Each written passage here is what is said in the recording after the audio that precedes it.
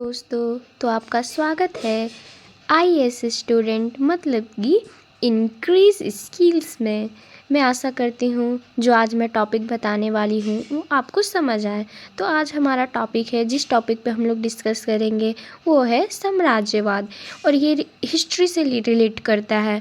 मुझे आशा है कि आपको साम्राज्यवाद एक सिंपल तरीके से समझ आ जाए। तो हम जानेंगे कि आज साम्राज्यवाद होता क्या है। साम्राज्यवाद कहने का अर्थ ये है कि जिसमें राज्य सम्मिलित हो और एक साम्राज्य का निर्माण हुआ हो।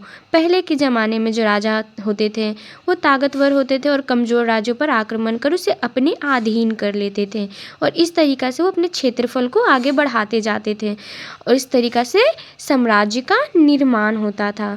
तो साम्राज्यवाद निर्माण करने का और इनका एक और भी मकसद होता था कि उनकी पूंजी और आगे बढ़ाया जाए, पूंजी व्यवस्था में बदलाव हो। अगर कोई राज्य का सीमा कम हो तो उसका खेती कम होगा, व्यापार कम होगा और पूंजी कम होगी। लेकिन क्षेत्रफल ज़्यादा होंगे तो व्यापार ज़्यादा होगा, पूंजी व्यवस्था ज़्यादा होगा, इकोनॉमिक्स बढ़ेगी। तो इनका पहले के राजा सोचते थे कि सामने वाला राजा को कैसे दबाव में रखा जाए।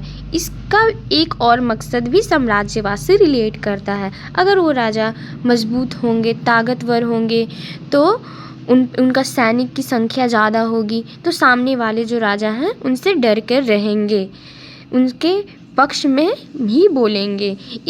ये भी एक कारण हो सकता है, और व्यवस्था इकोनॉमिक्स भी एक कारण हो सकता है। तो मुझे आशा है कि आपको हम ये जो एक सिंपल ही वर्ड पर समझाए हैं वो आपको समझ आ गई होगी। Thank you. और आगे की जानकारी के लिए इस चैनल पर बने रहें। Thank you again.